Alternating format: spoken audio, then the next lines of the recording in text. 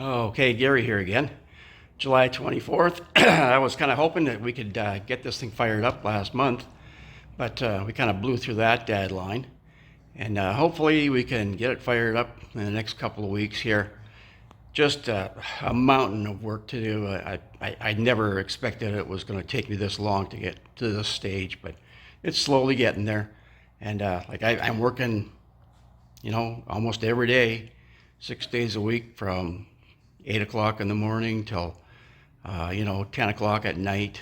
And even so, I try to take Sundays off, but sometimes I just go in here, open the door, and next thing you know, I'm working on stuff. So just trying to get there with it. But I'll bring you on a little walk around so you can see what's been happening with the car and sort of. Okay. So, of course, in the last video, I talked about the whole front end here. We got that all welded up. The bungs are on there, the tow hooks, my little receiver thing there. That's awesome. I'm super happy with that. Sorry. I've got a painter guy I got to talk to. I'm going to get him to spray, airbrush on some grill markings, rad markings on there. So that'll dress it up pretty good. And it's got the new tires on it now, front and back. Backs weren't too bad. They're just annoying because they're double bead locks. And to do it properly, there's 4 bolts on each side. On the front side and on the back side, 24 bolts on each side. So 48 bolts in all on each wheel. And you can only go like a quarter of a turn each time on the bolts. You have to kind of torque them down to about 3 different torque settings, and you just keep going around and around and around and around. It takes all day to do a couple of wheels. So other than time consuming, that was kind of annoying. The front ones were a nightmare because they're so small and tough sides, stiff sidewall and a short sidewall.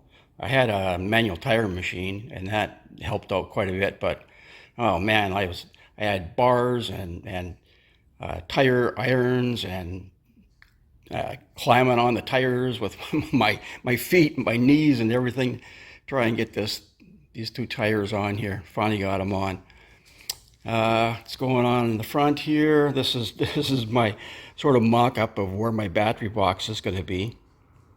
I haven't quite sorted this all out yet because we've got the main fuel line to come in here, and there's a filter that has to go in here. So I haven't quite figured that out just yet. But this is the size of an Optima battery, so that's like kind of what I plan to run.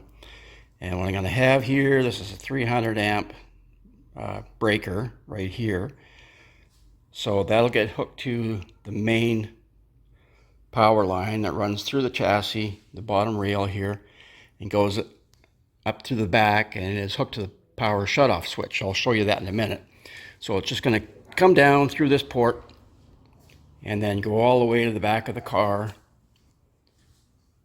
and it gets hooked up to this power switch back here. So this is required by the rules. So put it in the run position, and then if in case you pound the wall or something like that and they have to get to you quick, they can just go to the back of the car and turn off the battery so the battery doesn't short out and all this kind of stuff. You end up with a fire and whatever. So I'm waiting for a bunch of fittings and hoses and all kinds of stuff coming from Elky Digger to hopefully finish off the whole fuel system here. That should be coming on Monday, I believe it is. So that'll be nice. I'm still waiting on my dies. They've processed the order now, so it shouldn't be much longer, maybe a week or 2, and hopefully the dies will be here and I can bend up these tubes and we can get that welding done. What else is happening? The last couple of days I was working on this platform here. This is all the MSD stuff. This is the MSD grid, and then right below it is the Pro 600 ignition box. And then this is the coil that goes with that ignition box. So I had to make this little platform to mount all this stuff on. There's a little channel underneath here, similar to this one. And of course, I ran out of Zeus fasteners, so I had to resort to using 1/4-inch button head screws. Eventually, I'll replace those with Zeus fasteners, but this will work for now. And there's quite a lot of weight to all this stuff. So what I had to do is reinforce it. I ran a little 1/4-inch rod through here. It's threaded, runs through here. It's fastened down. And then I don't know how easy it is to see this, but underneath here, it's connected onto one of the bell housing bolts. There's a bracket there. It's welded onto that. So that's on both sides, and that really stiffened it up here. And the gas pedal, we were working on that. I made the aluminum plate for it the other day. I'll probably end up cutting some lightning holes in that once I get it all sorted out. We've got a little bracket over here that has to get welded onto the frame. And I just talked to my welder guy, and I think he's coming over tomorrow night so we can get a bunch of this stuff all finished off. I tacked on the tabs for the fire bottles on the front here, both sides. Got that all sorted out the other day. That took a couple of days to fit that all in there and get them tacked on, and he's going to TIG weld them. What else is happening here? I'm just mocking up the instrument panel here right now. It's going to have a race pack display up there, and a little bit of work to do here yet. I want to make it enough room here so that if I have a couple of just analog gauges, I can fit them in. This is the race pack over here. So it's going to do most of the work. It will display engine temperature and oil pressure, all that kind of stuff. It's just like tons of stuff it can do. Plus it's a data recorder as well. So that's going to go up top here somewhere. And I'll probably have to make a couple of wings that go down the sides here, just in case I need to put some analog gauges in there. And what else is going on here? We got the tires, we got the power switch. I've run the cable. This cable, the cable coming from the battery will be coming through the frame, be coming up here, and it'll be connecting to this other contact here. And this cable runs through the back part of the frame here, and that connects up to the starter. And there'll be another wire as well connected onto that side that will go over towards down this side of the frame, and it will go to a fuse panel that'll go right in here. And that power will supply like the power grid and the race pack and any of the other wiring requirements that you're going to have to put in here. The car has to have a little light on the back of it. I'm going to have to make a mount similar to the one I've made for the switch here. And a little mount back here. It has to have a light on the back of it, yellow light or red light or whatever. These cars don't have any brake lights, so at nighttime they require that you have some kind of a constant light on there so that people can see you and not run into the back of your car. So there's a bit of wiring stuff to do there yet. That's the bracket for the gas pedal cable. Run down through here. We've got another little brace that has to go in here. See if we can get things in focus here again. Well, maybe not. It's not cooperating. There's this tube here. Oh, there we go. There's a tube there. So there'll be a little brace on the outside of that goes back. That's 1/2-inch chromoly, and it will get bolted onto this plate here, just to support the gas pedal on that side. There's not really anything to support it on that side, so that'll help to support it. And I'm waiting. This is a throttle cable. It runs up here, up through here. It's going to connect up to the injectors here. I'm waiting for all the attachment little dewy little things here that screw in and hook onto the cable. So that'll all work. What else are we doing? Oh, lots of fiberglass work here to do yet.